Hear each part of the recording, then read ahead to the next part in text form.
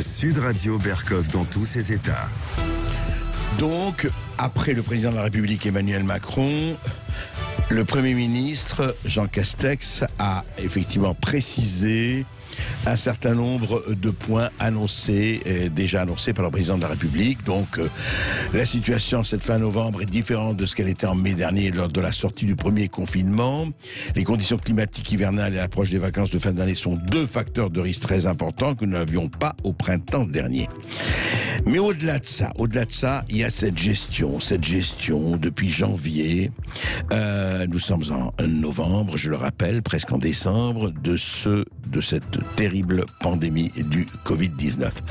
Alors on ne va pas jeter la pierre, on n'était pas à leur place, on n'est pas au pouvoir, mais quand même il s'est passé beaucoup de choses. On ne va pas faire tout le bilan, mais on va en parler effectivement avec François-Xavier Bellamy, qui est professeur de philosophie, qui est député au Parlement européen, au groupe du Parti populaire européen, les démocrates chrétiens. Bonjour François-Xavier Bellamy. André Berkov. Oui. Écoutez, justement, on aimerait tout à fait entendre votre analyse et vos sentiments sur quelque chose, parce que en même temps que vous avez entendu, je ne sais pas, dans le début de l'émission, mais on va passer assez rapidement sur l'anecdote. Oui, les stations de ski seront ouvertes, mais pas les remontées mécaniques, même pas d'ailleurs le remonte-pente, enfin bon. Et puis, il annonçait l'année de la gastronomie française en 2021, au moment où les restaurateurs n'ouvriront pas avant de janvier 21. Et puis, il a aussi annoncé ceci en ce qui concerne les lieux de culte. Écoutez. C'est également le week-end prochain qu'interviendra la réouverture des lieux de culte pour leurs fidèles, mais cette réouverture ne peut être que progressive. En effet, les lieux de culte ont été, en France comme ailleurs, des lieux de contamination. Et la circulation virale demeure encore forte dans notre pays. Ces lieux accueilleront d'abord 30 personnes, dans le respect des règles sanitaires.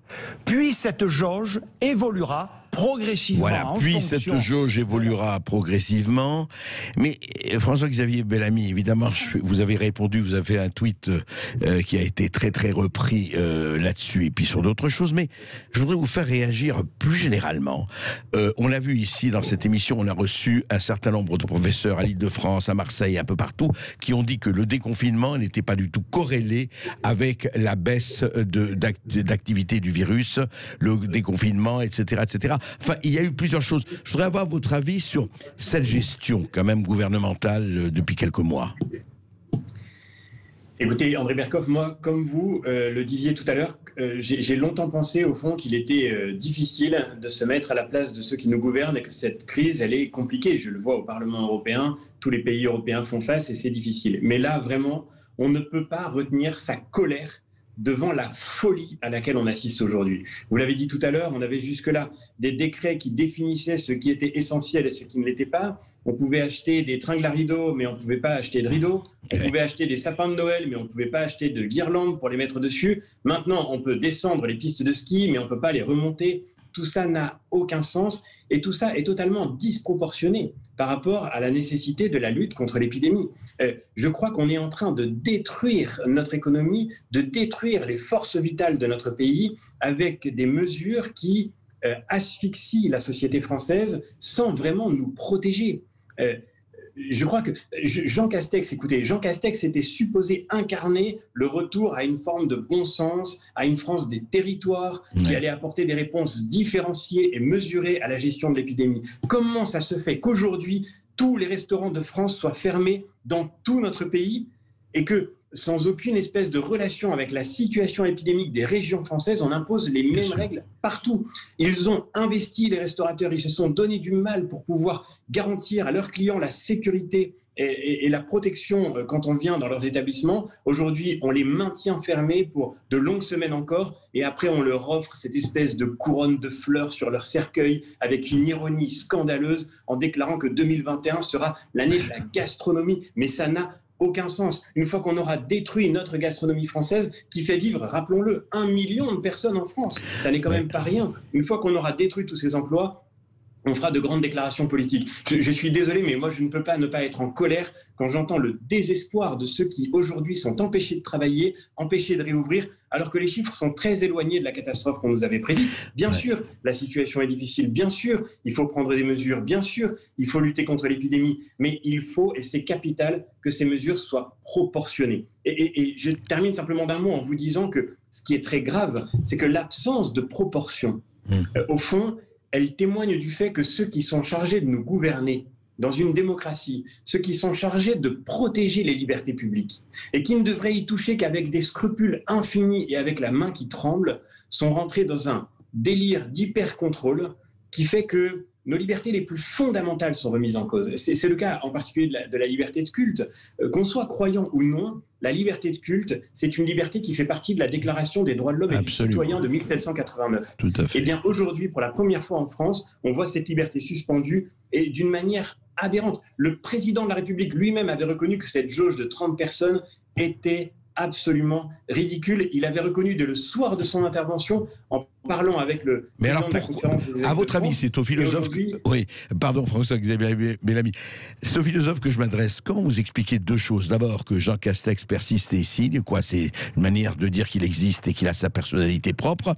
Et puis surtout, cette gestion technocratique. C'est quoi? C'est une technocratie devenue folle, transformée en autoritarisme. Il y a quand même quelque chose de très, très préoccupant, hein. C'est-à-dire, je m'adresse aussi bien aux citoyens qu'aux députés, aux professeurs de philosophie. Il y a quelque chose quand même qui, à un moment donné, dérape complètement en disant, voilà, c'est nous qui décidons, c'est nous qui faisons, et le reste, on sait mieux que vous ce qui est bon pour vous, on est le camp du bien et on va décider.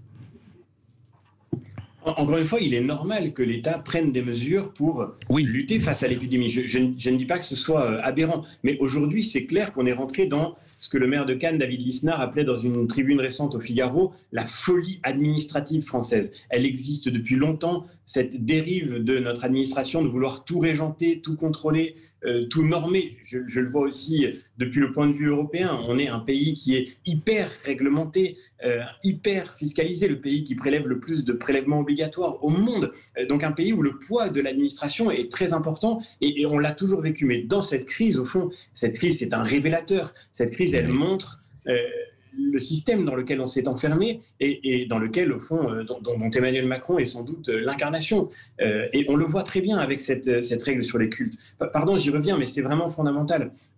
Lors du premier confinement, j'avais écrit avec plus de 60 parlementaires un texte pour dire que les biens essentiels pour les hommes et pour les femmes ne sont pas seulement les biens matériels et qu'il faut faire droit aussi à cette dimension de notre existence qui n'est pas faite uniquement des besoins primaires de nos corps. L'homme ne vit pas seulement de pain. Et même quand il meurt d'ailleurs, on vit dans une société, dans un pays dans lequel des gens qui sont morts du coronavirus n'ont pas eu droit à un véritable enterrement, à une véritable inhumation. Et je crois que dans ce deuxième moment de confinement, avec cette restriction, encore une fois, absurde, une restriction aberrante quand on y pense, 30 personnes pour quelques lieux de culte que ce soit. Mais comme vous dites, c'est comme dans les régions, les cathédrales sont traitées comme les paroisses, enfin comme la les cathédrale de Chartres, c'est 5200 mètres carrés. Et vous allez limiter à 30 personnes le nombre de gens qui s'y réunissent. Ça n'a littéralement aucun sens. Et aucun esprit attaché à la liberté ne devrait supporter qu'aujourd'hui, le pouvoir impose des règles aussi absurdes pour restreindre nos libertés les plus fondamentales. Alors justement, la question que je voudrais poser, c'est aussi au François-Xavier Bellamy des Républicains, etc. Comment vous expliquez, le citoyen français que vous êtes, l'absence quasi assourdissante, à part quelques voix dont la vôtre, je ne dis pas que ça n'existe pas, mais enfin quand même, de l'opposition? On a l'impression, alors je parle aussi droite à gauche, bon, on entend quelques personnes, mais franchement, on a l'impression qu'il y a un pouvoir, le pouvoir exécutif, que le reste, c'est des chambres d'enregistrement, pour ne pas être plus sévère, et qu'il n'y a pratiquement plus d'opposition. Pourquoi ? D'abord, l'opposition, par définition, elle n'est pas en responsabilité. Oui, mais elle pourrait parler un peu plus fort, plus haut, quand même, on est d'accord. Moi, je crois que beaucoup parlent depuis le début de cette crise, mais c'est vrai, vous avez raison de le dire, à titre personnel. Je vous donne mon sentiment personnel. Oui. Depuis le début de cette crise, j'ai toujours eu le sentiment qu'il fallait s'exprimer sur ces questions avec beaucoup d'humilité, parce que être au pouvoir dans un moment comme celui-ci, c'est nécessairement faire face à un défi difficile qui suppose justement de prendre des mesures qui sont compliquées. Donc, je n'ai jamais voulu, comme certains qui prétendent qu'ils savent tout mieux que tout le monde, donner des leçons à la majorité et au gouvernement. Mais aujourd'hui, si vous voulez, j'éprouve vraiment un sentiment de révolte devant le caractère manifestement absurde des règles qui nous sont imposées. Ça ne m'empêche pas par ailleurs de consacrer toute mon énergie, et c'est le plus important, à travailler autant que je peux pour faire en sorte d'aider les Français à surmonter cette crise. Et je le fais depuis le Parlement européen, et c'est là-dessus que je me consacre au quotidien avec tous les élus de notre délégation au Parlement européen. On travaille sur la question de la relance de nos économies, on travaille sur le soutien à apporter à nos agriculteurs, à nos pêcheurs. On travaille sur tous ceux qui sont directement touchés par la baisse de l'activité dans nos entreprises, dans nos industries. Et sur quoi les Français nous attendent, c'est pas d'abord dans les leçons qu'on pourrait donner au gouvernement, mais c'est d'abord dans l'action concrète que nous pouvons apporter pour contribuer à préserver notre pays de la crise dans laquelle il s'enlise. Oui, mais je comprends, mais je ne discute pas du travail au Parlement européen, François-Xavier Bellamy.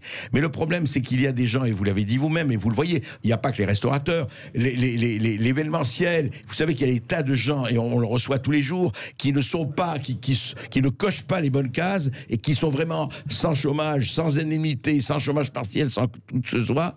Et on a l'impression que voilà, ça continue, il n'y a rien. Est-ce que quand même, à un moment donné, il ne faudrait pas qu'il y ait une espèce de révolte? J'appelle pas à la révolution, mais quand même une réaction, au bon sens du terme. Il faut bien sûr un réveil. Encore une fois, je ne suis pas resté silencieux au cours des derniers mois. Vous m'aviez d'ailleurs invité pendant le premier confinement et on avait déjà partagé un constat assez inquiet sur la situation actuelle. Maintenant, bien sûr, il faut effectivement un réveil. Je crois que ce que ne comprennent pas peut-être ceux qui nous gouvernent, c'est que les aides publiques ne suffiront jamais à se substituer à l'activité détruite. Jamais.